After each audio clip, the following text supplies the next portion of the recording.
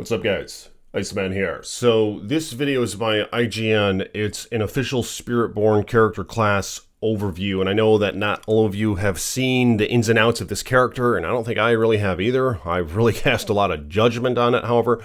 But let's see what they have to say about this class. It's a short video, so be a lot of information.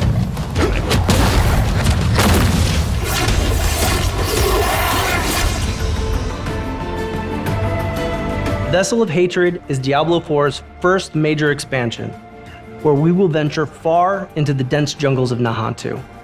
It's an ancient place with a deep connection to the spirit realm, and it's here that we find our new class. What the fuck? The Spiritborn is an apex predator of the jungle, whose fighting style is swift, hard-hitting, and extremely agile. They are warriors with the ability to call massive spirit guardians directly into battle. Their speed in combat makes them one of the most mobile classes in the game, and their ability to blend powers from multiple spirit guardians makes them the most customizable as well. So without further ado, let's take a look at Diablo 4's all-new class, the Spiritborn. There's a whole story to tell with these spirit guardians. It's a class that's so rooted in the world of Nahantu. They're able to connect with the spirit realm in a way that no other people have. You call the spirit guardians into battle with you. They infuse all of your skills and you channel and fight alongside them. I remember early in development, the class team coming to me so excited about this piece of concept art. It was a hero holding this quarterstaff high into the sky, and this massive spirit creature was rising up behind him. It's kind of like the monk from Hellfire Diablo 1.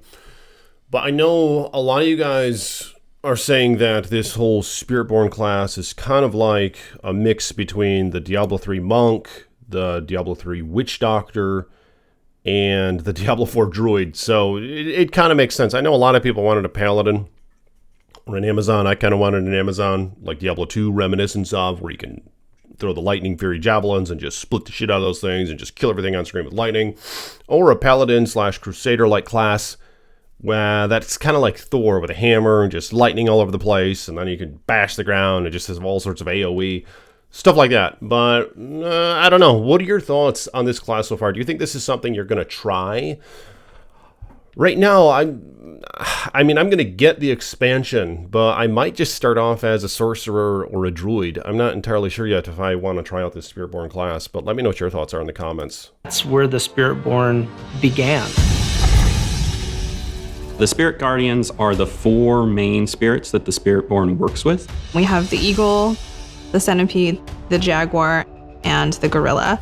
The eagle is mostly based around precision and impact and movement throughout the battlefield. They're really good at taking down priority targets and getting in and out of combat. With the centipede, a lot of that is about crowd control. You have poison primarily that helps slowly over time kind of take them down and feed that poison into them. The jaguar is a fire damage type, which if you think about fire, it's fast, it's ferocious, it's vicious. It's all about that hard, swift, slashing, hitting action that you would expect from a predator, a hunter.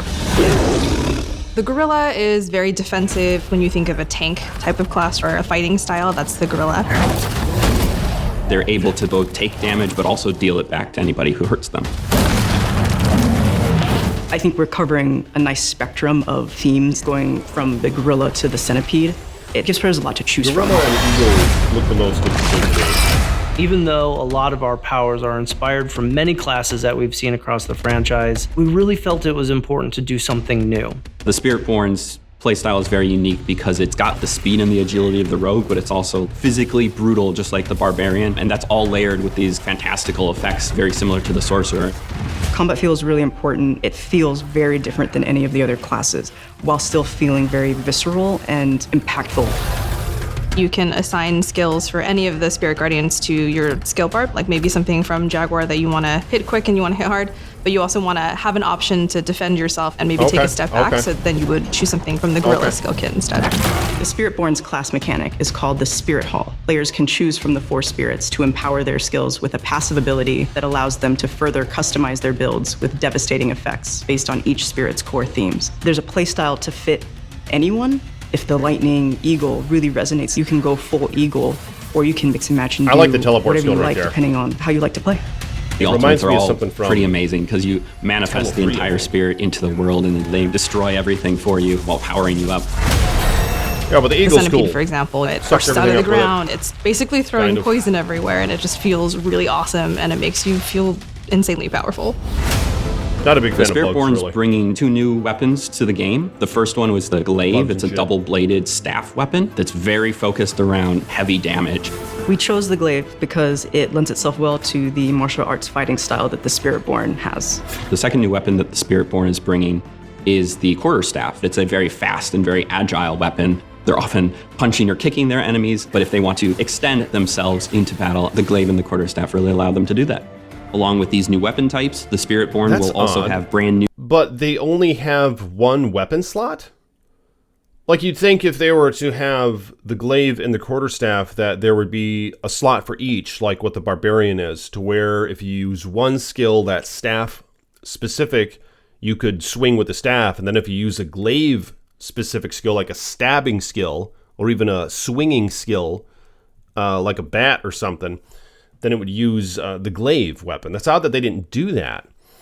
I mean, it's kind of like they're being lazy about it, because that would have taken more work, but it would have been a lot more immersive. So I'm a bit shocked that we just get one freaking weapon slot here. What the hell is up with that? Are they just going to all have the same animation? I was hoping they wouldn't go that route with Diablo 4. I know that's how they did it with Diablo 3, is it doesn't really matter what you're holding in your hand. You'll just like do whatever sort of move, and you'll like conjure up whatever sort of graphic weapon you're supposed to be using in that instance. And I was hoping Diablo 4 would stay away from that. But unless if these do the same moves, unless if you're kind of stabbing with the staff and you stab with the glaive, I don't really know. But that, yeah, that's odd. I'm surprised that they didn't give them another weapon slot. One for the staff, one for the glaive. I think the problem is that would just be a bit more complex, right? But what are your thoughts on that? I mean, they kept it simple. Is that a good thing? new legendary affixes to complement a player's preferred build and playstyle.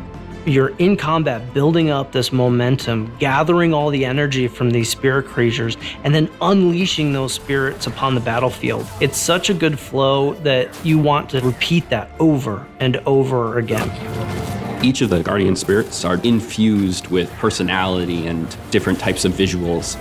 That ability to make your own version of a Spiritborn is a highlight that players will really enjoy. As you see more of the story and understand why the ancestry and the spirit guardians are so important to Spiritborn, seeing that tie-in in a very unique new way is going to be an exciting thing for players to experience.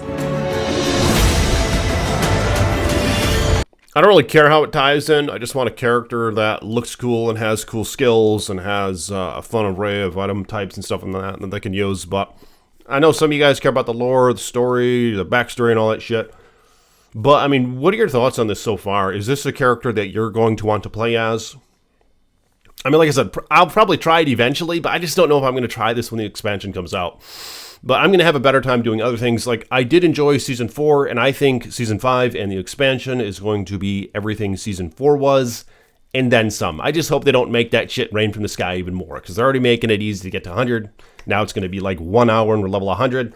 So I hope that they keep some items rare, have an item chase, maybe add runes. It's kind of what I want, but that might be too much to ask for the expansion at this point, right? But let me know your thoughts on these matters. Like this video if you will, subscribe to the page, and I will see you guys tomorrow. Peace be with you.